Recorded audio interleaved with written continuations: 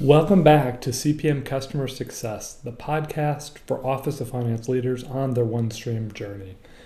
Hi, I'm your host, Andy Smetana, and we're doing something a little different today. We're here in the middle of Splash, OneStream's annual user conference down in Orlando, and to mark this week's conference and mark the occasion, we're running a special episode. Earlier this month, my Nova Advisory colleagues, Liz Weir and Matt DeCarlo, sat down with Peter Fugere, Chief Solutions Officer at OneStream, for the OneStream podcast Partner Spotlight Series. The conversation was so good and so relevant to where most of you are in your CPM journey that we asked OneStream if we could re-air this for our community. A few things to listen for. First, the real story behind CPM Express, not the marketing version. Liz and Matt walk through why the pre-work and accelerator framework is changing project economics, even for enterprise customers, with go-lives in the 10 to 14 week time frame instead of months. Second, the fatigue problem. If you've ever lived through a months-long implementation where the energy dies after requirements, you'll appreciate Matt's take on why getting a reconciled report in front of the CFO inside the first few weeks of the project completely changes the tenor of the project. And third, where AI is actually showing up inside OneStream, not someday, but right now. Peter drops a great line. He says, "I feel at some point we're showing fire to a caveman for the first time." You'll want to hear the full context on that one. All right, enjoy the episode, and I'll catch you on the other side. The OneStream Global Education Services team proudly presents the OneStream Podcast with your host, Peter Fugere. Greetings, fellow OneStreamers, and welcome to the OneStream Podcast, where we explore and examine all things OneStream, talk to experts in the industry, and gain knowledge from some of the brightest minds that help deliver and implement solutions for our clients. This episode is part of the Partner Spotlight series, where we explore and examine fundamental concepts, tools, and topics surrounding OneStream and our partners who implement them. I'm your host, Peter Fugere, Chief Solutions Officer at OneStream Software. As always, I'm excited to bring this discussion today and grateful to welcome Matt DeCarlo and Liz Weir. Welcome to the podcast, guys. Thanks, Peter. It's great to be here. Yeah, happy to have you back. And you guys have been, well, Nova's been on the podcast before, but for the listeners who maybe didn't catch that one, why don't you give us a little bit of an update on who Nova is, what you guys do, and maybe what's been going on since last time we talked? Yeah, that's great. So, Peter, thanks for the intro. Yeah, Nova Advisory is a diamond implementation partner in the OneStream space. So, the top tier of partners, we're very proud of that designation. And we have about 70 consultants, and we only focus on OneStream. So that's all we do. We get really excited when new release notes come out and new framework for CPMX. And there's a lot of people that are really look forward to hearing about that because this is all we do. But we've been implementing OneStream itself for probably about 8 or 9 years. We have a lot of senior architects on our team, so some including Matt on this call, who know quite a bit, have a lot of experience in this space, just CPM, but also for OneStream. And a lot of us have functional backgrounds as well. So I was a CPA in prior life, and Matt was too. And we also have heads of FP&A and heads of treasury and others, people with really functional experience that we bring to our teams that help drive out requirements and do successful projects. So that's a little bit about us. And it's great to be back in the podcast. If memory serves, Peter, I believe the last time we did a podcast together may have been 3 years ago. We focused on prototyping, which still is one of our major focuses and the keys to our success at Nova, for sure. We still have a very strong prototype methodology, which we still use for CPMX. Now, where are you guys? I know Matt and I are old school. We've been around for a long time. So I know Matt, I know he's out in Colorado, but where are most of the team for Nova? Are they scattered throughout the U.S.? Where is everybody? We have a mix. So we have physical offices. Our home office is in Bethlehem, Pennsylvania. Okay. We have a strong concentration of our consultants there. We also have an office in Orlando, Florida, Chicago, and Mexico City. And then the rest of our consultants that are not based in those 4 offices really just work virtually. So we really have we have resources covering Asia. We have a handful over in Asia. We have a handful in Europe, and then the majority of our teams here in North America.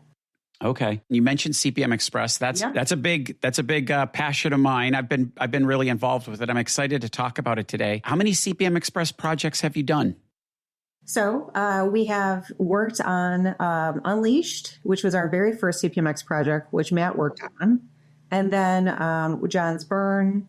Let's see here, Bundy Baking Solutions. Those are all in flight right now, going very well.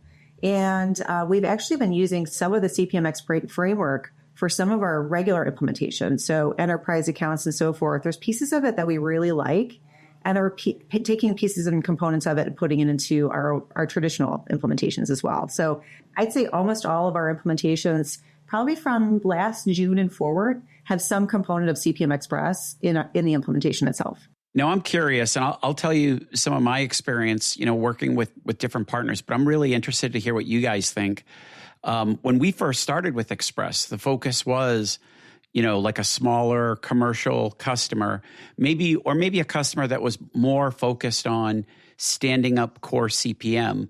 What we found is that a lot of the practices and the accelerator that we're using they're benefiting almost everybody. And now this is becoming like a go-to-market motion just generally, that we're seeing that there's a way to really impact implementation by using this accelerator. What do you guys see?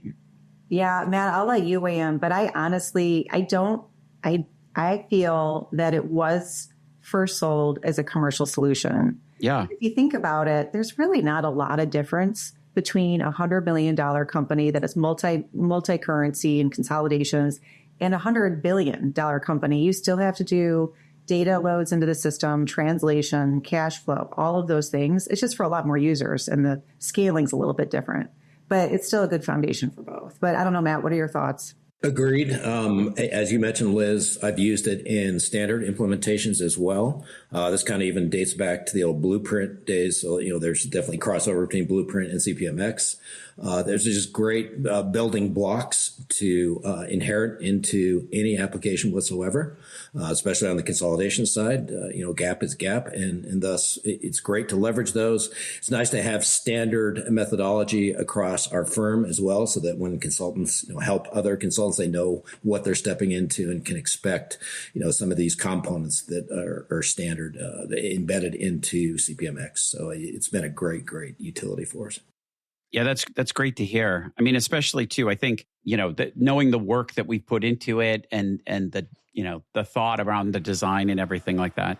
What kind of challenges have you guys seen on implementations? What has that been like? I don't feel, at least my experience, Matt, we have the same issues we always do. It doesn't matter if it's a CPMX project or an implementation. If their data isn't clean, well, it's going to be a tricky historical data conversion process. If the client is not engaged or takes, it puts this as one of their top priorities, you can have delays in the project as well. I think what I really like about the projects for CPMX is actually the pre-workbooks. So the 3 books we send out to the teams before we start. So the dimension workbook, security workbook, and workflow.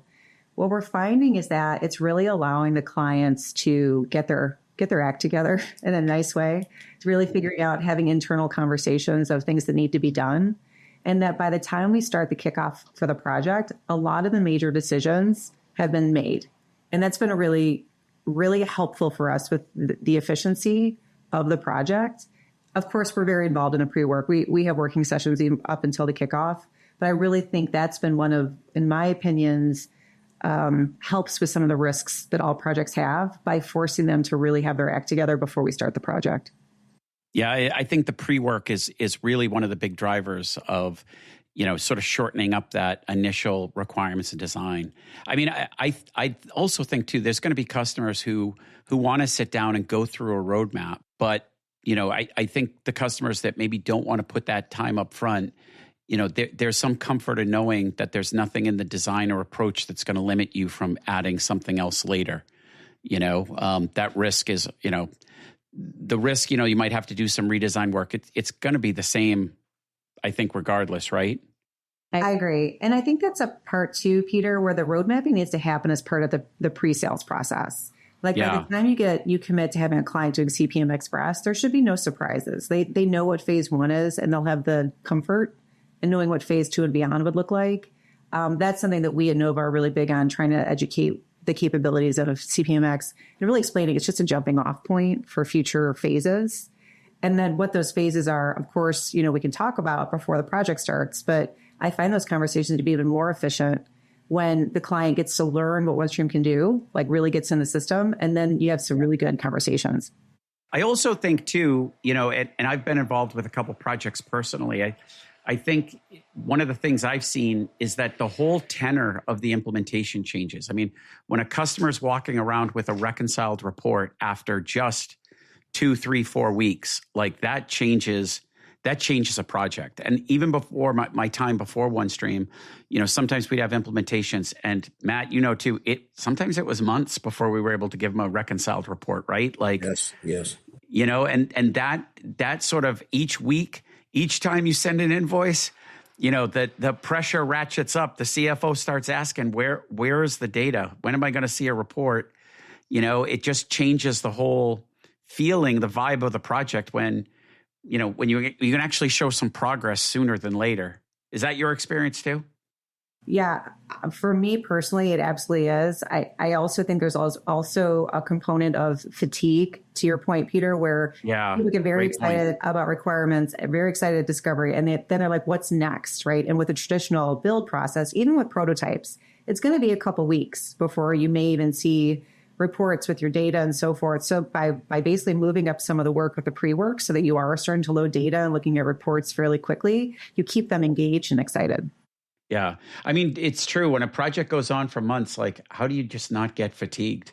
You know what I mean? It just wears you down for sure. Oh, absolutely. What are you guys seeing for like a start to finish on some of these projects? Like a typical, mid-size, maybe a client with a couple of years of data. But are you seeing a big change in your speed to implementation? Oh, yeah. I mean, I think that we've been hearing anywhere from 8 to 12 weeks for traditional CPM Express. We tend to see more like 10 to 14, just because a lot of our clients really like to have, maybe an additional parallel or things like that. And that's fine. Another testing cycle is never a problem. But we are definitely seeing, in the 12 to 14 week phase.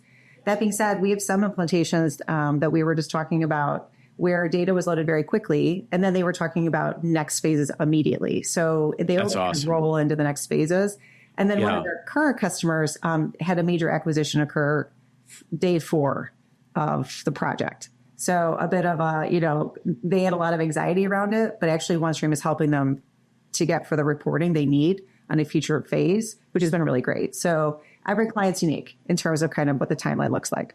That's a really good point too. Like, with a faster, the quicker you can move with an implementation, you mitigate risk of the changing business. When you have a project that goes, 6, 7, 8, 9 months or longer, for whatever reason, the company's not going to stop doing business. They're adding new projects, they're reorging, they're doing all that stuff.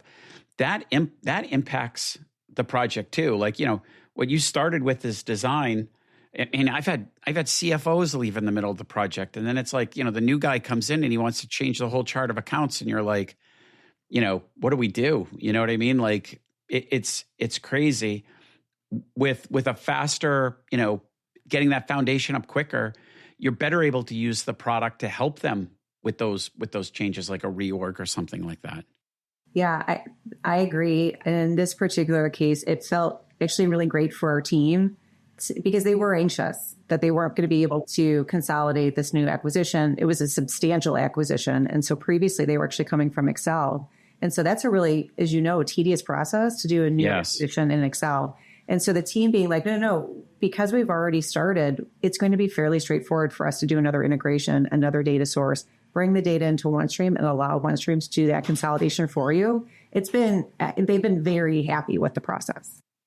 And how do you get on to like a phase 2? Let's say you get through that first, 10 to 14 weeks and they're up and happy. How do you pivot to that next phase for them? I wouldn't say we're even pivoting. What's happening is we're in the implementation and they start asking questions about, we'd like to do people planning next, or we would like to do some really rich driver-based forecasts, things like that. And what happens is it just kind of becomes like a natural extension of a project where, hey, we've built this. Do you want us to start working on people planning or whatever the next phase would be? So it's not necessarily a pivot per se. It's just kind of an extension, a continued flow of implementation. And so do you guys take it on as like, do you focus on the core and then do like a phase like 1 and 1A? Yeah. So it's almost like two workflows in parallel sort of thing? That's right. Because we want to show that, hey, we went live with, say, reporting in the 12 to 14 weeks, really be like, hey, we're live, right? And then you layer in the other phases, phase A, phase B, phase C, whatever it is. Yeah. I mean, nobody fits so perfectly into the box. And I think too, if you're buying OneStream, it's great at consolidation. It's great at planning. But you're buying it because, you're struggling with something in your reporting and you're probably trying to get to that use case as quick as possible too. You might want the foundation, but there's always something that people want to add with OneStream that's really unique and special that the product can handle. The quicker you can move to that. Yeah, that's the fun part, right? So we kind of customize everything or configure. Sometimes it's fun. Sometimes it's a fun part. Yeah, we've had a couple where a little head scratching goes on and that we figure out. But Yeah. What are other things you've seen? Like, when you think of like core CPM, core Express, I think of it as consolidation, planning, and maybe account rec. What are you seeing people really engaging with? What do you guys focus on? I mean, Matt, I think you and I'd agree. It's really closing and solve first, getting the reporting done, reporting out, account recs is shortly thereafter. We are seeing more and more planning though, Peter. And what's happening is a client that's coming from Excel or whatever their current CPM solution is, all they want to get to is a perpetual planning cycle. Forecasts that roll into budgets that roll into strat plans, things like that. And so that's all they want. They're not asking for crazy planning out of the box. That's all they want to be able to do is just seed, adjust, and then, publish. So we are seeing quite a bit of that, and that is going hand in hand. But first and foremost, it's closing and solve. Like we are seeing that the most. Yeah, and that's always been a fastball with OneStream. The way the workflow is set up, the way the database is set up, there's the auditability, the financial intelligence. That's always been core. What's been interesting with planning is this new planning framework, and then Workforce Planning Express, which is coming out soon with a new version of workforce planning that's coming. And that's going to be exciting. I think there's going to be a lot of opportunity for more of that type of planning you're talking about, Liz, where, I'm updating my employee expenses and calculating taxes, and I'm seeing that roll right into my forecast and update my forecast and help seed my budget and all that sort of stuff. So I think that's going to be really exciting.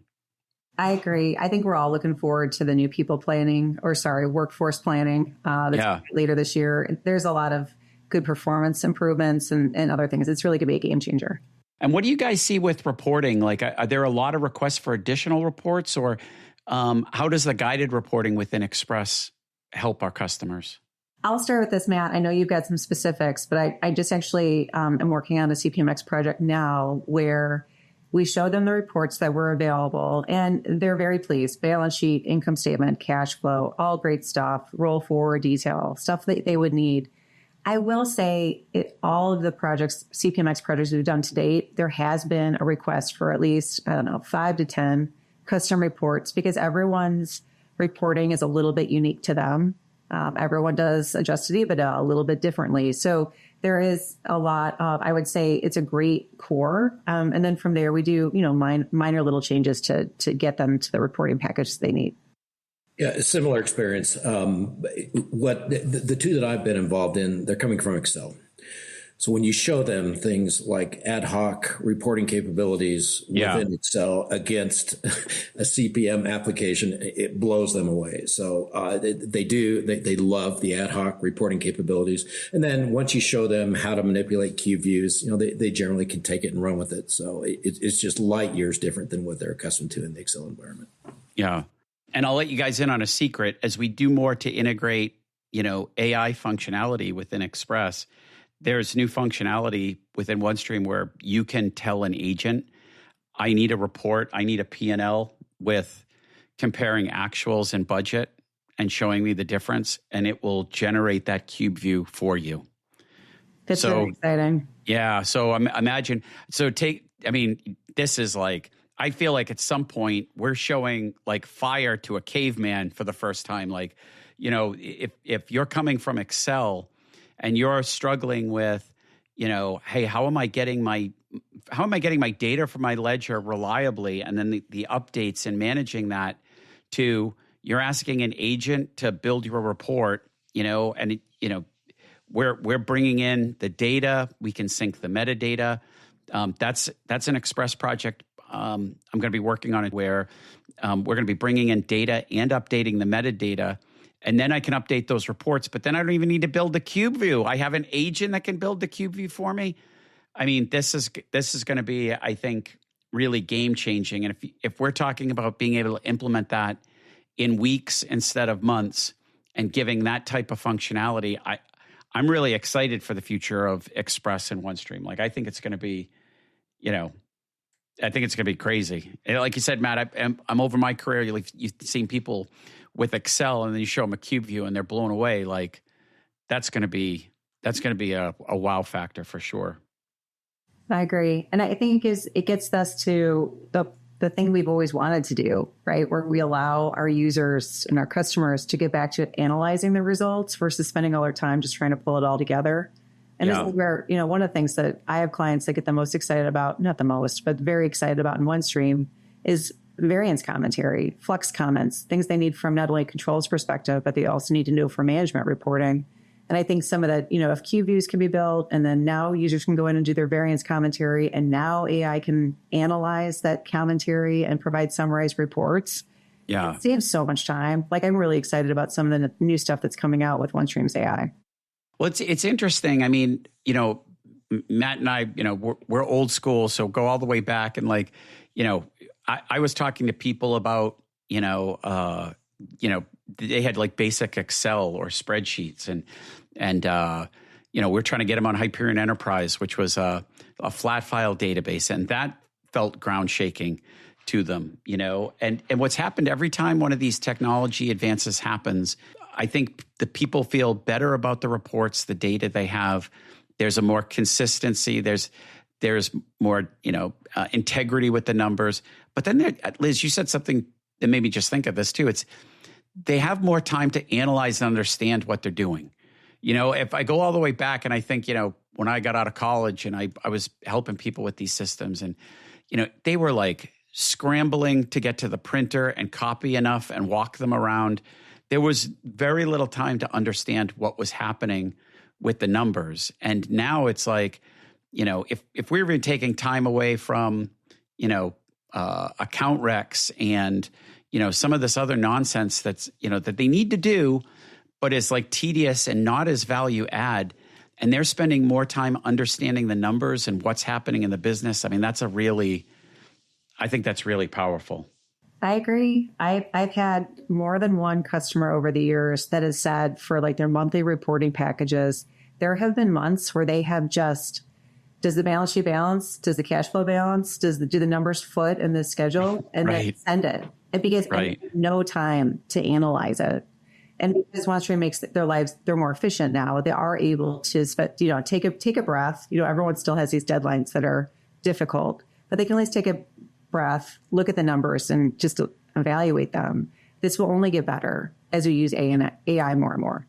Yeah, and I think that's one of the goals with Express is to help get that foundation in and set up quickly, so we can do these other things, and it's available to them. And it could be use of AI, which is exciting and it's very promising.